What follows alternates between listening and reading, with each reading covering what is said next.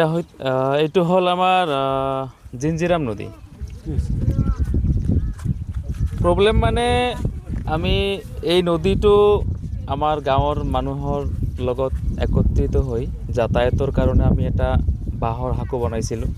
কিন্তু আজি বৰ দুখৰ কথা, বৰ পৰিতাপৰ কথা, আজি আমাৰ এজাক বৰষুণে আমাৰ এই অঞ্চলটোত আমাৰ স্থানীয় ৰাইজৰ যাতায়াতৰ ক্ষেত্ৰত শোকৰ ছাঁ পেলাই দিছে।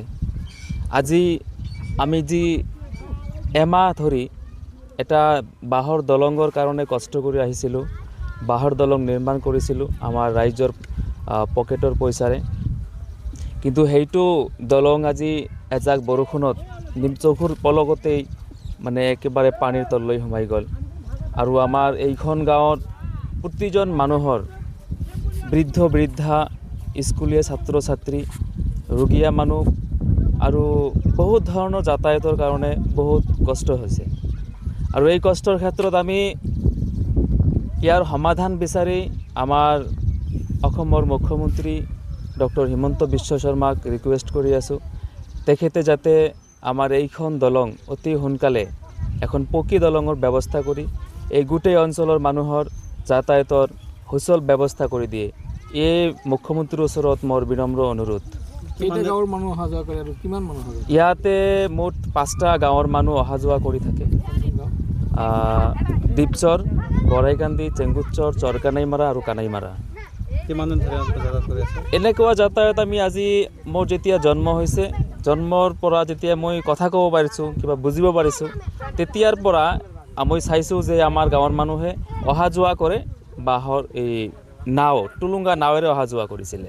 কিন্তু কিছুদিন আগত, মোটামুটি 10 বছৰ আগত, 10 বছৰৰ পৰা আমি বাঁহৰ দলং বনাই আছোঁ। এটা দুৰ্ঘটনাও হৈছিলে, স্কুলীয়া ছাত্ৰী নাও দুৰ্ঘটনাত মৃত্যুবৰণ কৰিছিলে। তেতিয়াৰ পৰাই আমি এই বাঁহৰ দলঙৰে অহা যোৱা কৰি আছোঁ। কিন্তু আজি যিটো অৱস্থা আপোনালোকে চাইছে, খুব পৰিতাপৰ বিষয়। আৰু এই পৰিতাপৰ বিষয়ত আমি ক'ব গৈছোঁ যে আমাৰ স্থানীয় জনপ্ৰতিনিধি যিবিলাক আছে, ভোটৰ সময়ত ভোট বিচাৰি ঘৰে ঘৰে আহি হাত পা ধৰি ভোট বিচাৰি যায়। ভোটৰ সময়ত দিয়া প্ৰতিশ্ৰুতিৰ অভাৱ নাই, কিন্তু এতিয়া ভোট লৈ জিকাৰ পিছত আমাৰ গাঁৱৰ মানুহৰ, অঞ্চলৰ মানুহৰ প্ৰতি কোনো ভ্ৰক্ষেপ নাই। বিশেষ কৰি আজি আমাৰ স্থানীয় সভাপতি, গাঁৱৰ সভাপতি, প্ৰেছিডেণ্ট আৰু কাউন্সিলৰ, আঞ্চলিক পঞ্চায়তৰ সভাপতি, তেখেতে আজিলৈকে কোনো ধৰণৰ আওকাণ দিয়া নাই। এইখন ব্ৰিজ বনোৱাৰ সময়ত তেখেতৰ ওচৰলৈ আমি কেইবাজন মানুহ ৰিকুৱেষ্ট কৰিছিলোঁ, বাৰ বাৰ কৈছিলোঁ যে আমাক অকণমান হেল্প কৰিব লাগে, অকণমান। ইয়াতে আমাৰ 1 লাখ পৰিমাণৰ টকা আমি খৰচ কৰিছোঁ।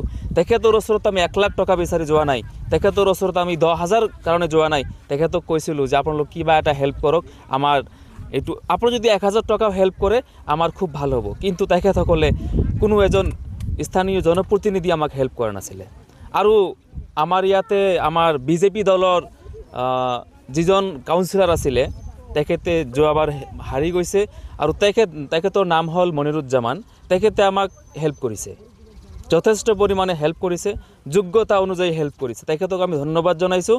আৰু আমি এইটো মুখ্যমন্ত্ৰী ডক্টৰ হিমন্ত বিশ্ব শৰ্মাক আহ্বান জনাইছোঁ যে আমাৰ এই অহা যোৱাৰ ব্যৱস্থাটো জিলা প্ৰশাসন তথা জিলা আয়ুক্তক দি এই অহা যোৱাৰ যিটো কষ্ট এটাবাৰ তদন্ত কৰিবলৈ আমি ডক্টৰ হিমন্ত বিশ্ব শৰ্মাক বিনম্ৰভাৱে অনুৰোধ জনাইছোঁ। আজি যিহেতু বৰষুণৰ পানী উটুৱাই লৈ গ'লে, ৰোগী কেনেকৈ অনা নিয়া? এতিয়াতো আৰু বুদ্ধি নাই, এতিয়া ৰোগীৰ কাৰণে বহুত কষ্ট হৈছে।